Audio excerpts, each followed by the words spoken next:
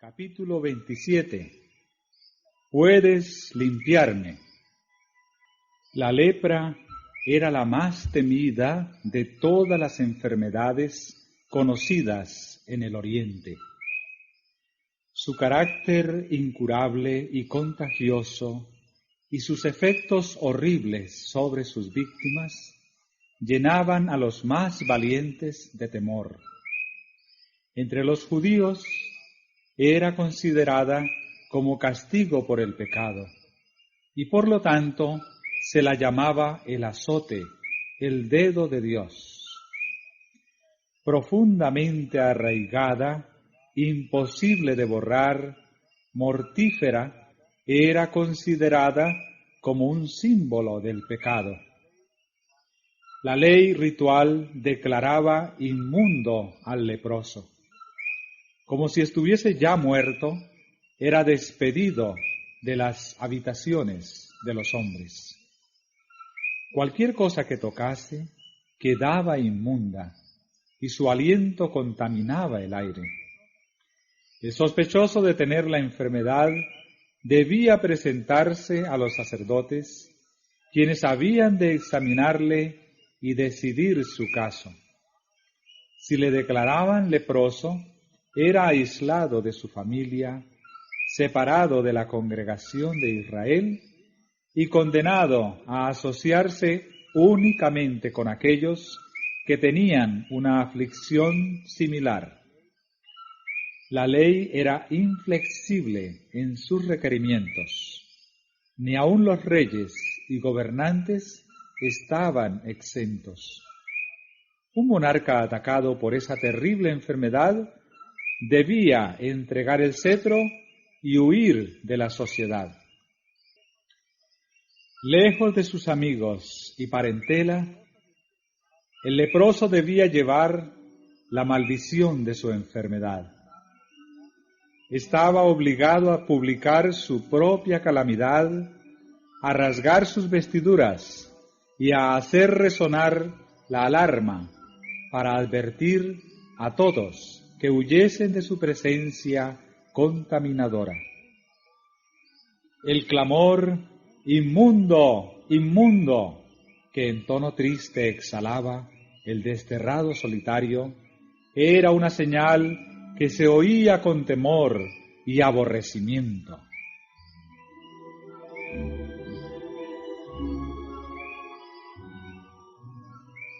En la región donde se desarrollaba el ministerio de Cristo, había muchos enfermos tales a quienes les llegaron nuevas de la obra que Él hacía y vislumbraron un rayo de esperanza. Pero desde los días del profeta Eliseo no se había oído nunca que sanara una persona en quien se declarara esa enfermedad. No se atrevían a esperar que Jesús hiciese por ellos lo que por nadie había hecho. Sin embargo, hubo uno en cuyo corazón empezó a nacer la fe, pero no sabía cómo llegar a Jesús. Privado como se hallaba de todo trato con sus semejantes, ¿cómo podría presentarse al sanador?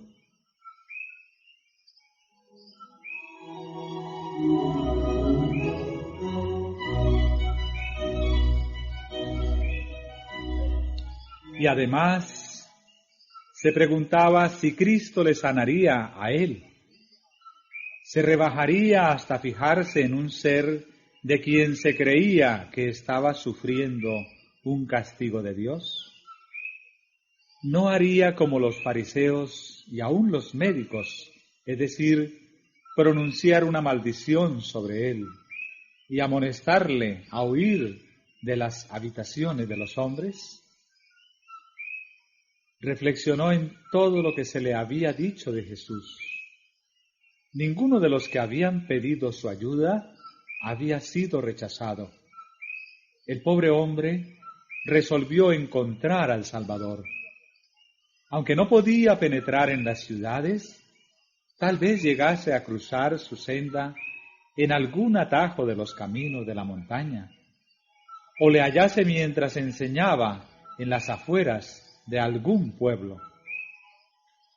Las dificultades eran grandes, pero esta era su única esperanza.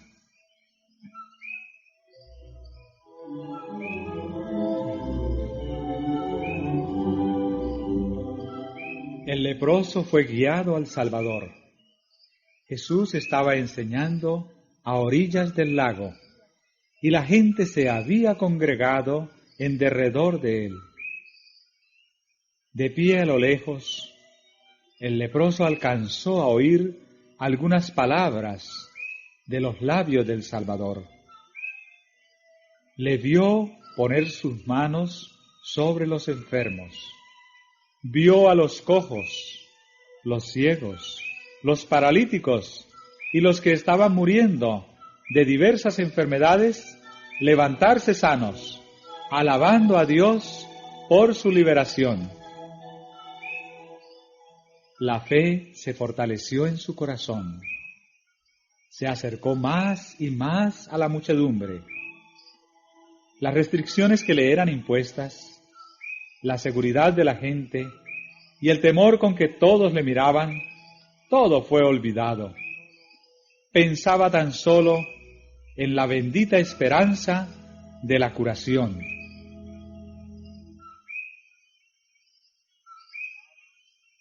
Presentaba un espectáculo repugnante. La enfermedad había hecho terribles estragos. Su cuerpo decadente ofrecía un aspecto horrible. Al verle, la gente retrocedía con terror. Se agolpaban unos sobre otros. En su ansiedad de escapar de todo contacto con él, algunos trataban de evitar que se acercara a Jesús, pero en vano. Él ni los veía ni los oía. No percibía tampoco sus expresiones de horror. Veía tan solo al Hijo de Dios. Oía únicamente la voz que infundía vida a los moribundos. Acercándose con esfuerzo a Jesús, se echó a sus pies clamando: «Señor, si quieres, puedes limpiarme». Jesús replicó: «Quiero, sé limpio», y puso la mano sobre él. Inmediatamente se realizó una transformación en el leproso. Su carne se volvió sana. Los nervios recuperaron la sensibilidad, los músculos la firmeza. La superficie tosca y escamosa propia de la lepra desapareció y la reemplazó un suave color rosado, como el que se nota en la piel de un niño sano.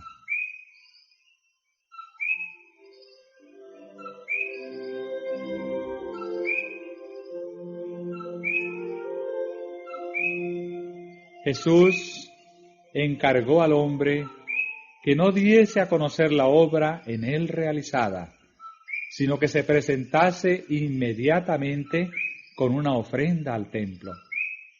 Semejante ofrenda no podía ser aceptada hasta que los sacerdotes le hubiesen examinado y declarado completamente sano de la enfermedad.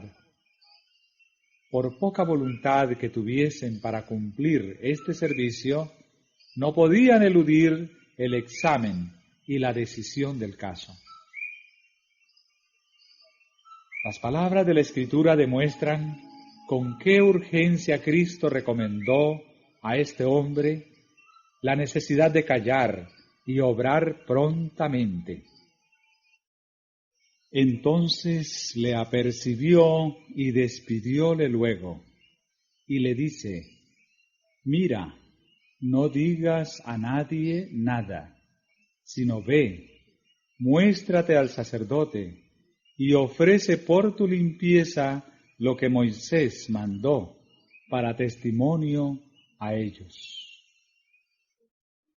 Si los sacerdotes hubiesen conocido los hechos relacionados con la curación del leproso, su odio hacia Cristo podría haberlos inducido a dar un fallo falto de honradez. Jesús deseaba que el hombre se presentase en el templo antes de que les llegase rumor alguno concerniente al milagro. Así se podría obtener una decisión imparcial y el leproso sanado tendría permiso para volver a reunirse con su familia y sus amigos.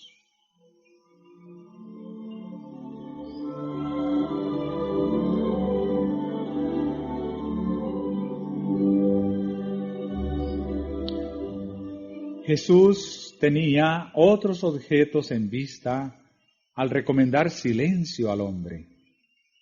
Sabía que sus enemigos procuraban siempre limitar su obra y apartar a la gente de él.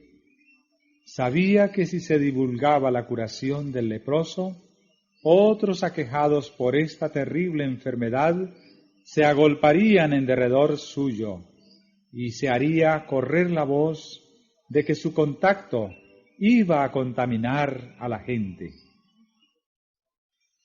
Muchos de los leprosos no emplearían el don de la salud en forma que fuese una bendición para sí mismos y para otros, y al atraer a los leprosos en derredor suyo, daría ocasión de que se le acusase de violar las restricciones de la ley ritual.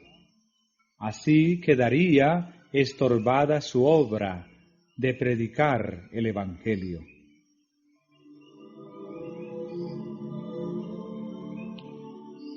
El acontecimiento justificó la amonestación de Cristo. Una multitud había presenciado la curación del leproso y anhelaba conocer la decisión de los sacerdotes. Cuando el hombre volvió a sus deudos, hubo mucha agitación. A pesar de la recomendación de Jesús, el hombre no hizo ningún esfuerzo para ocultar el hecho de su curación. Le habría sido imposible en verdad ocultarla, pero el leproso publicó la noticia en todas partes. Concibiendo que era solamente la modestia de Jesús la que le había impuesto esa restricción, anduvo proclamando el poder del gran médico. No comprendía que cada manifestación tal hacía a los sacerdotes y ancianos más resueltos a destruir a Jesús. El hombre sanado consideraba muy precioso el don de la salud. Se regocijaba en el vigor de su virilidad y en que había sido devuelto a su familia y a la sociedad, y le parecía imposible dejar de dar gloria al médico que le había curado. Pero su divulgación del asunto estorbó la obra del Salvador. Hizo que la gente acudiese a él en tan densas muchedumbres que por un tiempo se vio obligado a suspender sus labores.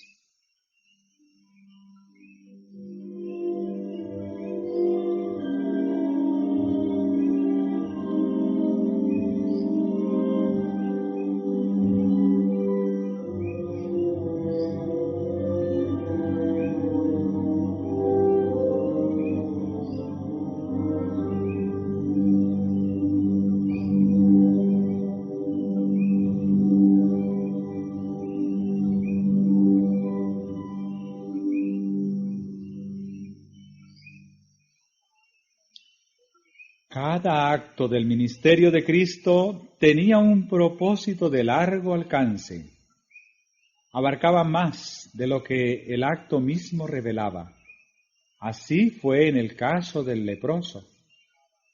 Mientras Jesús ministraba a todos los que venían a él, anhelaba bendecir a los que no venían.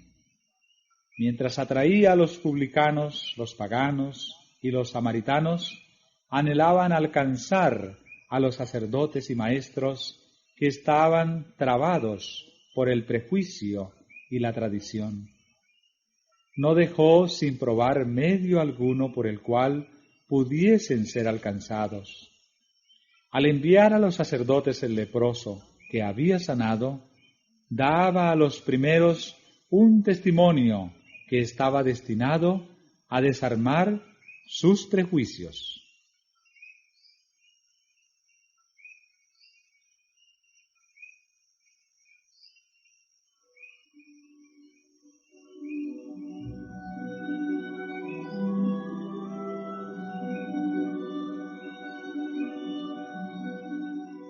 Los fariseos habían aseverado que la enseñanza de Cristo se oponía a la ley de Dios, que había dado por medio de Moisés. Pero la orden que dio al leproso limpiado de presentar una ofrenda según la ley probaba que esa acusación era falsa. Era suficiente testimonio para todos los que estuviesen dispuestos a ser convencidos. Los dirigentes de Jerusalén habían enviado espías en busca de algún pretexto para dar muerte a Cristo. Él respondió dándoles una muestra de su amor por la humanidad, su respeto por la ley y su poder de librar del pecado y de la muerte.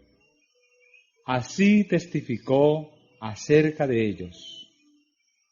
Pusieron contra mí mal por bien y odio por amor. El que desde el monte dio el precepto, amad a vuestros enemigos, ejemplificó él mismo este principio, no volviendo mal por mal, ni maldición por maldición, sino antes por el contrario, bendiciendo.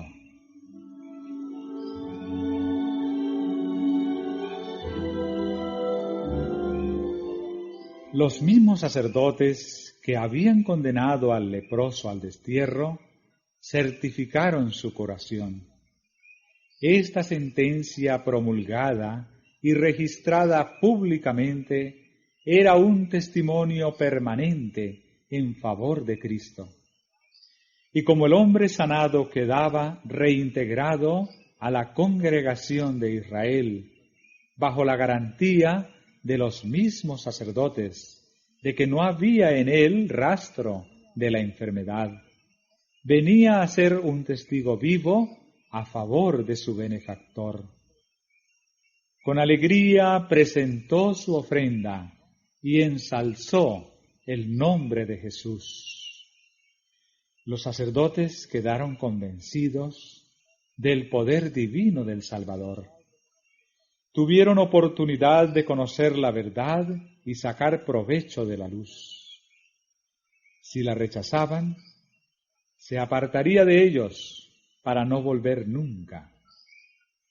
Muchos rechazaron la luz, pero no fue dado en vano.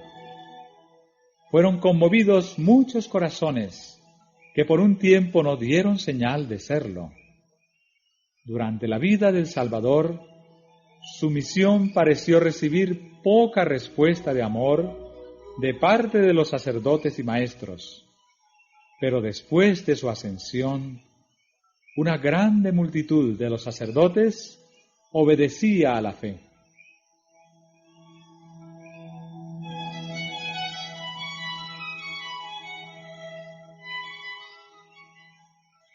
La obra de Cristo, al purificar al leproso de su terrible enfermedad, es una ilustración de su obra de limpiar el alma de pecado. El hombre que se presentó a Jesús estaba lleno de lepra. El mortífero veneno impregnaba todo su cuerpo. Los discípulos trataron de impedir que su maestro le tocase, porque el que tocaba a un leproso se volvía inmundo. Pero al poner su mano sobre el leproso, Jesús no recibió ninguna contaminación. Su toque impartía un poder vivificador.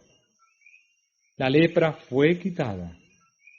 Así sucede con la lepra del pecado, que es arraigada, mortífera e imposible de ser eliminada por el poder humano.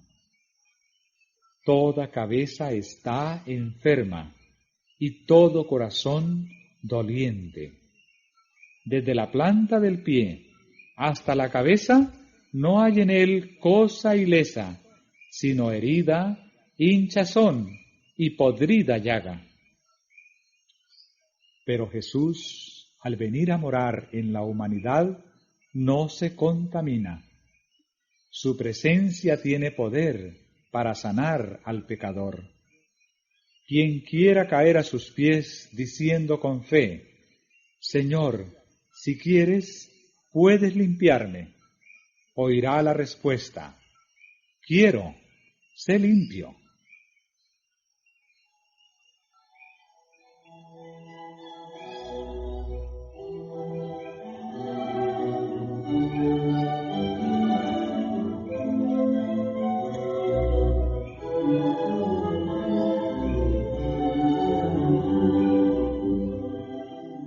En algunos casos de curación, Jesús no concedió inmediatamente la bendición pedida. Pero en el caso del leproso, apenas hecha la súplica, fue concedida. Cuando pedimos bendiciones terrenales, tal vez la respuesta a nuestra oración sea dilatada, o Dios nos dé algo diferente de lo que pedimos. Pero no sucede así cuando pedimos liberación del pecado. Él quiere limpiarnos del pecado, hacernos hijos suyos y habilitarnos para vivir una vida santa.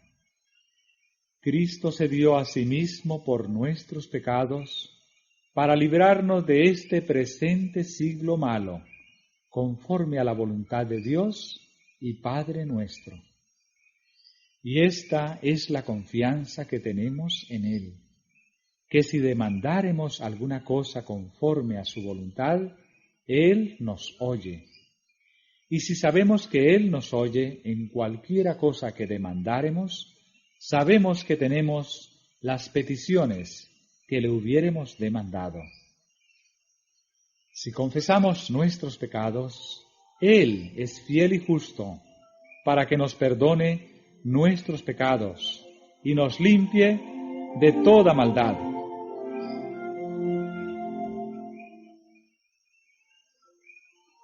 En la curación del paralítico de Capernaum, Cristo volvió a enseñar la misma verdad. Hizo ese milagro para que se manifestase su poder de perdonar los pecados. Y la curación del paralítico ilustra también otras verdades preciosas. Es una lección llena de enseñanza y estímulo, y por estar relacionada con los cavilosos fariseos, contiene también una advertencia. Como el leproso, este paralítico había perdido toda esperanza de restablecerse. Su enfermedad era resultado de una vida de pecado y sus sufrimientos eran amargados por el remordimiento. Mucho antes había apelado a los fariseos y doctores con la esperanza de recibir alivio de sus sufrimientos mentales y físicos, pero ellos lo habían declarado fríamente incurable y abandonado a la ira de Dios.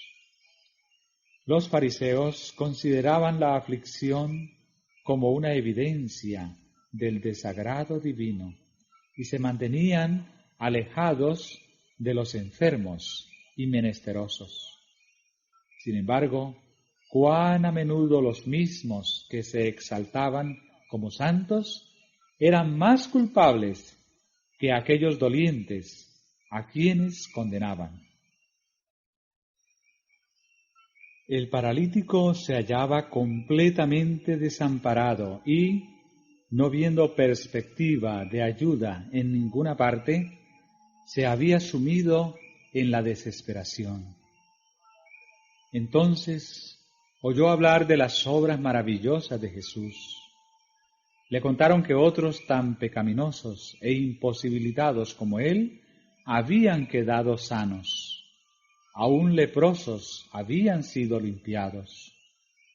Y los amigos que le referían estas cosas le animaban a creer que él también podría ser curado si lo pudieran llevar a Jesús.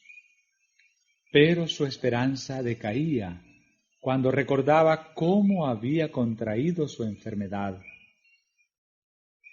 Temía que el médico puro no le tolerase en su presencia. Sin embargo, no era tanto la curación física como el alivio de su carga de pecado lo que deseaba. Si podía ver a Jesús y recibir la seguridad del perdón y de la paz con el cielo, estaría contento de vivir o de morir, según fuese la voluntad de Dios. El clamor del moribundo era: «Oh, si pudiese llegar a su presencia». No había tiempo que perder. Sus carnes macilentas mostraban ya rastros de descomposición. Rogó a sus amigos que le llevasen en su camilla hasta Jesús, y con gusto ellos intentaron hacerlo. Pero tan densa era la muchedumbre que se había congregado alrededor y en el interior de la casa en que Jesús estaba, que era imposible para el enfermo y sus amigos llegar hasta él, o siquiera llegar al alcance de su voz.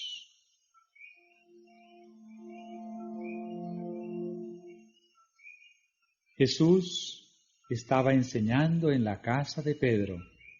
Según su costumbre, los discípulos estaban sentados alrededor de él, y los fariseos y doctores de la ley estaban sentados, los cuales habían venido de todas las aldeas de Galilea y de Judea y de Jerusalén. Habían venido como espías, buscando un motivo para acusar a Jesús. Fuera del círculo de estos oficiales se hallaba la turba multa, compuesta de los ansiosos, los reverentes, los curiosos y los incrédulos.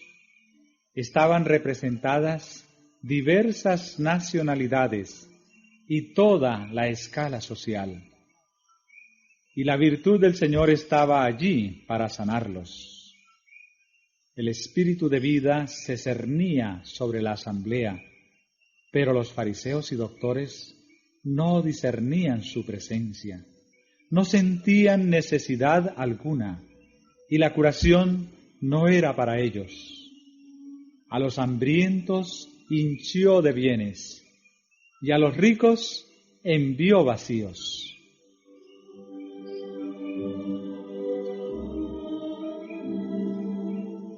Repetidas veces, los que transportaban al paralítico trataron de abrirse paso a través de la muchedumbre, pero en vano.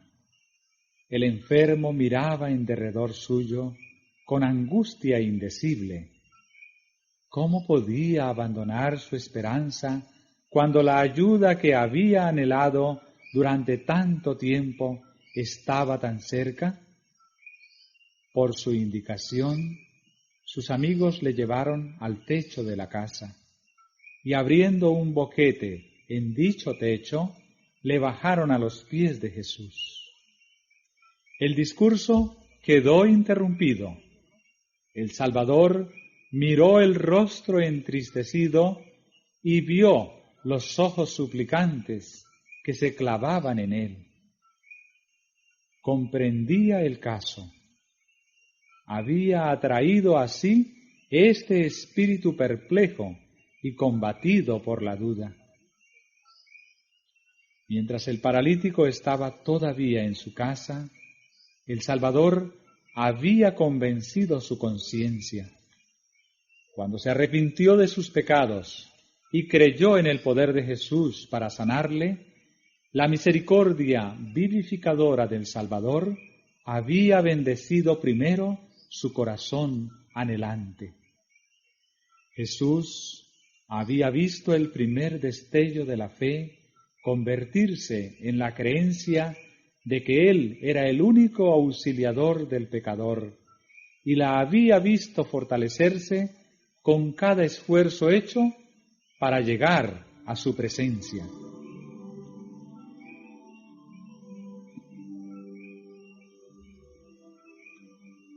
Ahora, con palabras que cayeron como música en los oídos del enfermo, el Salvador dijo: «Confía, hijo, tus pecados te son perdonados».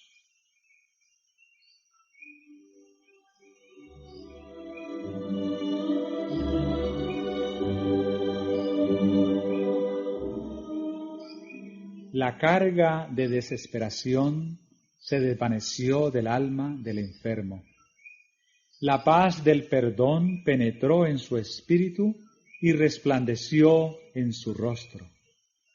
Su dolor físico desapareció y todo su ser quedó transformado. El paralítico impotente estaba sano. El culpable pecador perdonado.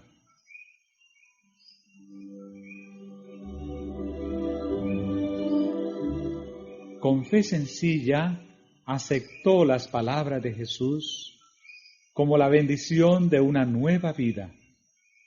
No presentó otro pedido, sino que permaneció en bienaventurado silencio, demasiado feliz para hablar.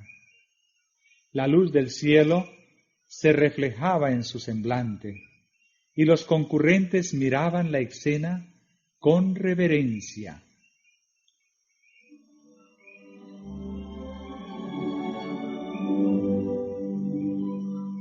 Los rabinos habían esperado ansiosamente para ver en qué forma iba a disponer Cristo de este caso.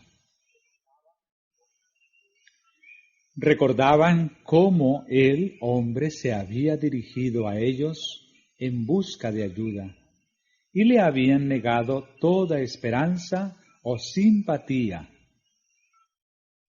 No satisfechos con esto, habían declarado que sufría la maldición de Dios por causa de sus pecados. Esas cosas acudieron nuevamente a su mente cuando vieron al enfermo delante de sí. Notaron el interés con que todos miraban la escena y los abrumó el temor de perder su influencia sobre el pueblo. Estos dignatarios no cambiaron palabras entre sí, sino que mirándose los rostros unos a otros, leyeron el mismo pensamiento en cada uno, de que algo había que hacer para detener la marea de los sentimientos. Jesús había declarado que los pecados del paralítico eran perdonados. Los fariseos se aferraron a estas palabras como una blasfemia y concibieron que podrían ser presentadas como un pecado digno de muerte. Dijeron en su corazón: «Blasfemia dices. ¿Quién puede perdonar pecados sino solo Dios?». Fijando en ellos una mirada bajo la cual se atemorizaron y retrocedieron, Jesús dijo: «¿Por qué pensáis mal en vuestros corazones? Porque, ¿qué es más fácil decir: los pecados te son perdonados, o decir: levántate y anda? Pues para que sepáis que el Hijo del Hombre tiene potestad en la tierra de perdonar pecados, dice entonces al paralítico: levántate, toma tu cama y vete a tu casa.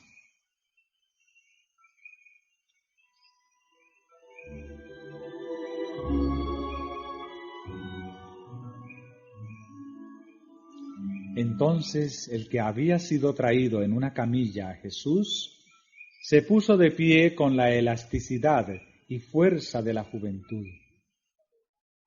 La sangre vivificadora corrió raudamente por sus venas. Todo órgano de su cuerpo se puso en repentina actividad. El rosado color de la salud sucedió a la palidez de la muerte cercana. Entonces él se levantó luego y tomando su lecho se salió delante de todos, de manera que todos se asombraron y glorificaron a Dios diciendo: nunca tal hemos visto. Oh admirable amor de Cristo, que se inclina a sanar al culpable y afligido. La divinidad se compadece de los males de la doliente humanidad y los calma. Oh maravilloso poder así manifestado en favor de los hijos de los hombres. ¿Quién puede dudar del mensaje de salvación? ¿Quién puede despreciar las misericordias de un Redentor compasivo?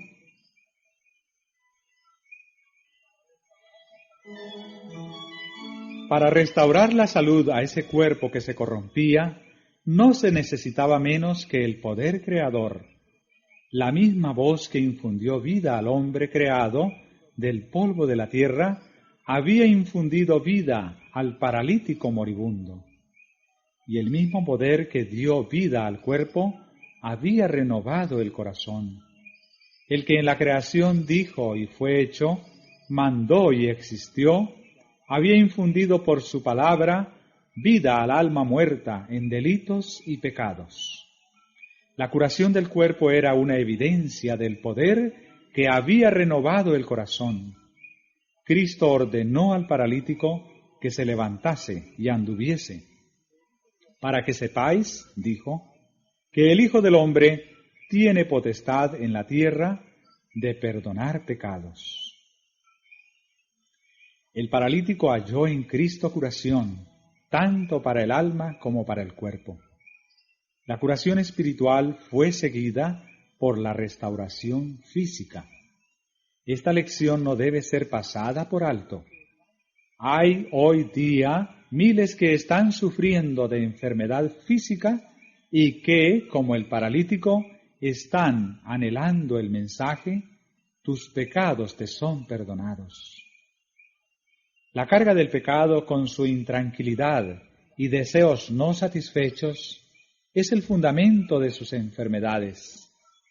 No pueden hallar alivio hasta que vengan al médico del alma. La paz que él solo puede dar impartiría vigor a la mente y salud al cuerpo.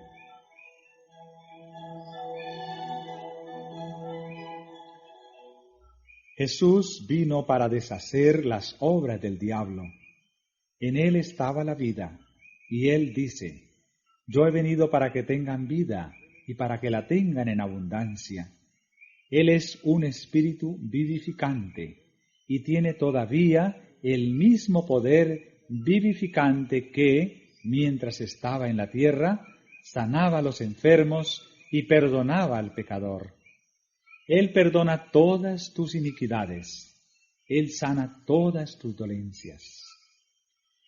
El efecto producido sobre el pueblo por la curación del paralítico fue como si el cielo, después de abrirse, hubiese revelado las glorias de un mundo mejor.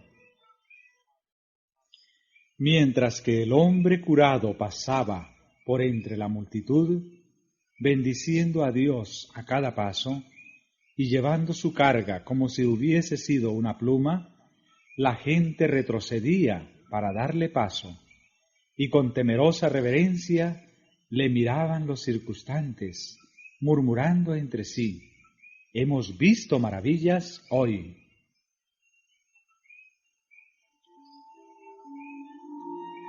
Los fariseos estaban mudos de asombro y abrumados por su derrota. Veían que no había oportunidad de inflamar a la multitud con sus celos. El prodigio realizado en el hombre, a quien ellos habían entregado a la ira de Dios, había impresionado de tal manera a la gente que por el momento los rabinos quedaron olvidados. Vieron que Cristo poseía un poder que ellos habían atribuido a Dios solo. Sin embargo, la amable dignidad de sus modales estaba en marcado contraste con el porte altanero de ellos. Estaban desconcertados y avergonzados, y reconocían, aunque no lo confesaban, la presencia de un ser superior. Cuanto más convincente era la prueba de que Jesús tenía en la tierra poder de perdonar los pecados, tanto más firmemente se atrincheraban en la incredulidad. Salieron de la casa de Pedro, donde habían visto al paralítico curado por la palabra de Jesús, para inventar nuevas maquinaciones, con el fin de hacer callar al Hijo de Dios.